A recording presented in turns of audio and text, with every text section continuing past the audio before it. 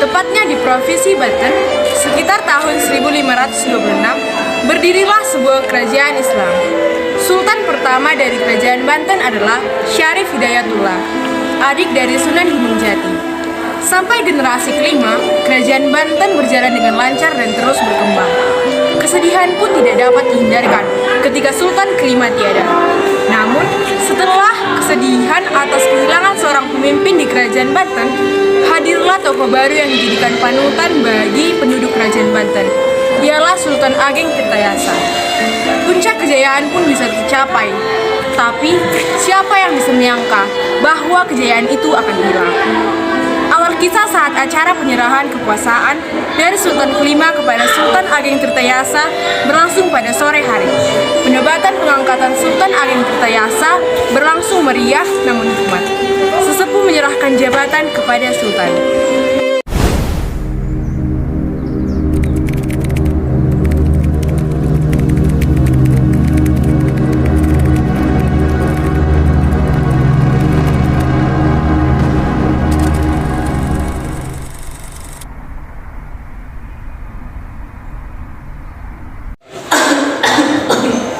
Aku serahkan jabatan ini kepadamu. Semoga engkau dapat melaksanakan sebagaimana mestinya. Ucapan dan perbuatan Sultan adalah perbuatan yang akan ditiru oleh orang banyak. Semoga engkau dapat melakukannya. Terima kasih. Insya Allah aku dapat menjalankannya dengan baik dan benar.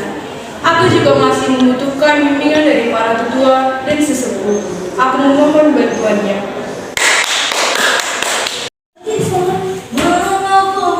Selamat ayah bunda.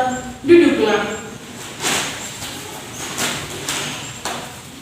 Mulai saat ini, ayah bukanlah hanya kepala rumah tangga saja, melainkan pemimpin bagi kerajaan Banten ini. Sebagai seorang anak, aku akan mendukung atas keputusanmu demi kebaikan rakyat dan keluarga kita. Oh anakku, terima kasih. Ayah sangat merindukan kamu, nak. Ayah senang kamu bisa datang di hari yang bersejarah ini. Kakak, kapan kau datang? Aku merindukanmu. Sudah lama sejak terakhir kau kembali. Apa yang ada di plastik itu, Kak? Mana oleh-oleh untuk Kak? Oh, ini kain kotor kakak seminggu kemarin. Oleh-oleh buat kamu. Ada kakak bawa coklat dari Arab yang kakak pungut dari jalan. Harap sewaktu kakak pulang kemarin. Tapi sebelum kakak kembali, kakak sudah memakannya karena lapar. Lah, sudahlah, kamu sudah gendut, tidak usah makan coklat. Sudah. Hentikan. Lebih baik kita makan malam saja terlebih dahulu untuk merayakan hari bersejarah ini. Baik ayah, ayo Purbaya, ayo. Sudah berbulan-bulan sejak hari penobatan itu, Sultan Ageng melakukan tugas-tugasnya seperti membuat irigasi, memperhatikan kesejahteraan rakyat, menemukan solusi untuk mengatasi permasalahan sosial, dan tugas lainnya dengan baik. Kerajaan Banten pun berkembang pesat karena kelihayan Sultan Ageng dalam mengelola kerajaannya, dan oleh sebab itu, Belanda mulai datang dan memata-matai keluarga Sultan dan lingkungan kerajaannya. Wilma, benar apa yang dikatakan oleh Jenderal. Banten is so strategis, dan tanahnya yang subur pasti akan sangat menguntungkan kita. Pihak FOC harus segera menguasainya. Kita harus memikirkan bagaimana cara menguasai Banten. For your information saja, Kesultanan Banten memiliki angkatan perang yang tangguh dan sultan yang bijak dalam mengambil keputusan. Kita akan tetap memata-matai keluarga Sultan, and then kita bisa menghancurkannya. Kamu masih tidak yakin dengan kemampuanku? Okay, darling, I believe in you. Kemudian, Wesef dan Wilma pun melanjutkan aksi memata-matai dan mencuri informasi tentang kerajaan dan keluarga Sultan. Wilma, aku punya ide yang bagus untuk memulai penyerangan. Bagaimana kalau kita memulai dengan cara halus terlebih dahulu, seperti bernegosiasi. Kita iming-imingi si Sultan tua itu dengan keuntungan yang berlimpah. Pasti dia tergiur. Are you sure, Chef? Kau kira Sultan yang kita hadapi ini adalah Sultan yang Aladin, yang bisa kita peranak dengan mudah? It's so hard. Tenang saja, saat ini kan daerah selatan kekurangan stok pangan. Kita bisa melakukan kerjasama dengan tujuan memenuhi kebutuhan pangan mereka. You are right, Chef. Ayo kita lakukan sekarang juga. Ayo. Setelah itu, Wesef dan istrinya bergegas pergi ke istana Sorosowan. Tak lama di perjalanan, tibalah mereka di istana Sorosowan. Namun tak disangka-sangka, kedatangan mereka ditolak oleh Sultan Ageng. Dan mereka pun diusir oleh pengawal Sultan. Masalah tak dapat terhindarkan begitu saja. Beberapa minggu kemudian, setelah negosiasi, segerombolan nelayan datang ke istana Sultan untuk melaporkan apa yang mereka alami. Ada apa wahai rakyatku? Maaf rajaku, tapi prajurit VOC datang tadi pagi dan memblokade semua kapal-kapal pedagang asing dan menghancurkan kapal milik kami. VOC, bukankah mereka yang menghadap Anda waktu itu? Benar, berani-beraninya mereka. Sesepuh, kirim 100 prajurit ke sana dan balas hancurkan kapal dagang mereka. Mereka harus membayar atas perbuatannya. Usir mereka dari Banten dan pastikan rakyat tidak celaka. Baik, Sultan. Saat makan malam keluarga Sultan. Putraku, apa yang dia lakukan hari ini? Aku telah memberikan bantuan sembako kepada rakyat yang tidak mampu, Ayah. Bagus. Bagaimana denganmu, Purbaya? Aku telah menjaga daerah konflik dan mendatanginya secara langsung, Ayah. Setelah Ayah memberikan tugas itu, setelah itu pula tidak ada konflik yang terjadi. Aku berhasil mengendalikannya, Ayah. Bagus. Ayah sangat bangga padamu, Purbaya.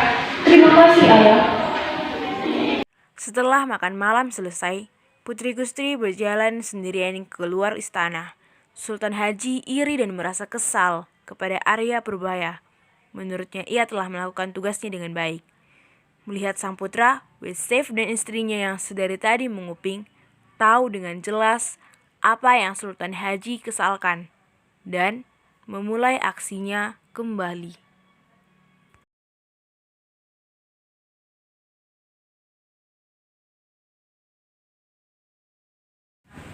Karena mendengar omongan dari Belanda itu, Putri Gusti langsung kembali ke dalam istana. Rupanya pengawal kerajaan melihat itu dan melaporkannya kepada Sultan Ageng.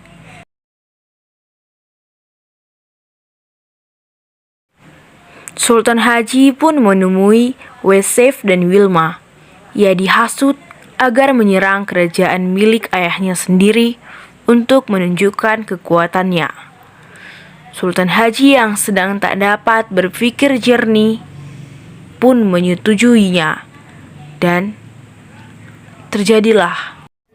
Kakak, dari mana saja kau? Kami semua mencarimu. Kampret, tidak usah memanggilku kakak lagi. Kamu pikir aku tidak tahu keburukanmu? Kampret itu apa, Kak? Tunggu, aku bisa menjelaskan semuanya, Kak. Aku mohon. Kau bilang kau putra mahkota, bahasa dasar pun kau tak tahu. Tunggu, Kak. Aku bisa jelaskan semuanya. Aku mohon. Aku tak pernah punya keinginan untuk merebut posisimu di kerajaan. Kau yang lebih pantas daripada aku. Allah, aku sudah tak percaya lagi denganmu. Aku bisa lebih dari seorang putra mahkota. Lihat saja nanti. Hahaha. Hello Verlis, kau pantas untuk dimusnahkan. Kesultanan Banten butuh orang yang lebih tangguh seperti kakakmu. Tapi sayang, Sultan lebih memilihmu. Itu semua tidak benar. Dan kalian tidak usah ikut campur masalah keluargaku ini. Aku yakin Sultan bisa menyelesaikan semuanya.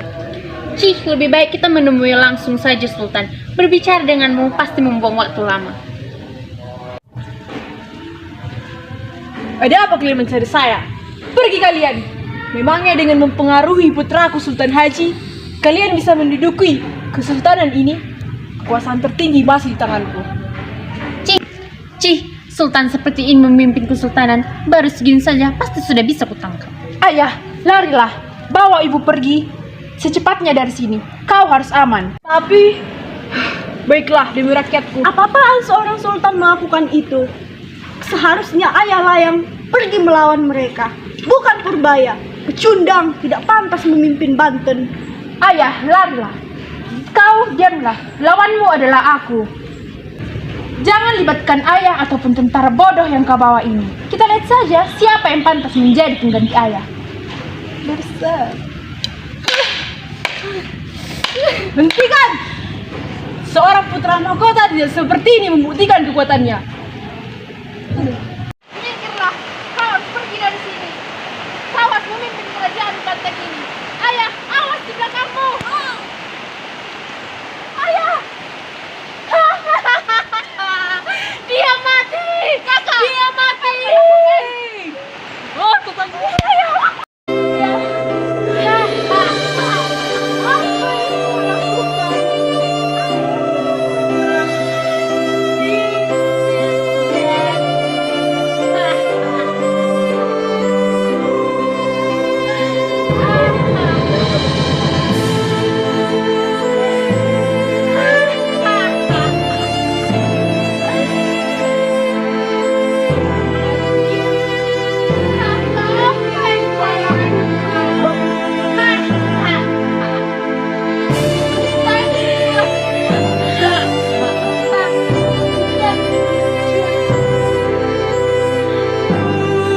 Setelah perkelahian berhenti dan Pangeran Arya Purbaya telah dibawa oleh FOC untuk diasingkan, suasana menjadi hening.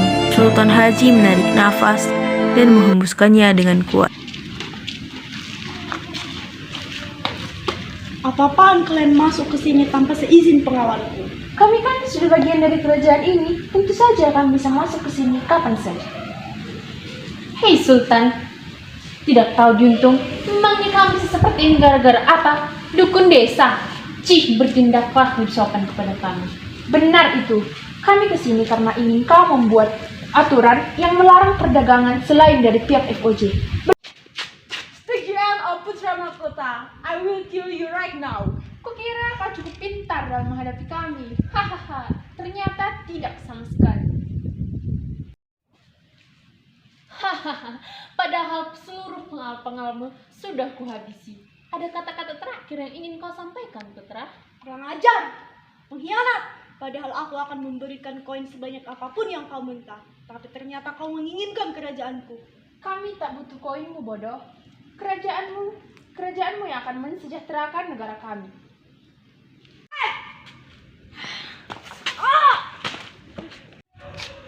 Ya, dia sudah mati. Syekh, buang mayatnya ke laut agar dia menyatu dengan ayahnya. Kolonel, suruh menyiapkan makan malam karena kita akan merayakan hari kemenangan kita. Kelar, komandan.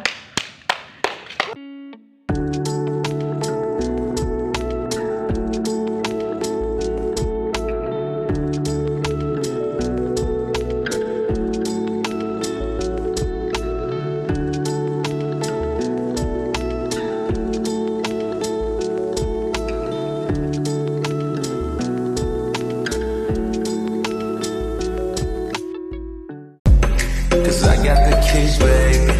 Don't wanna wake up one day wishing that we could tell more. I wanna live fast, never look back. It's what we're here for. Don't wanna wake up one day wondering when it'll go. Cause we'll be home before we know. I wanna hear you singing, hey mama, don't stress your mind.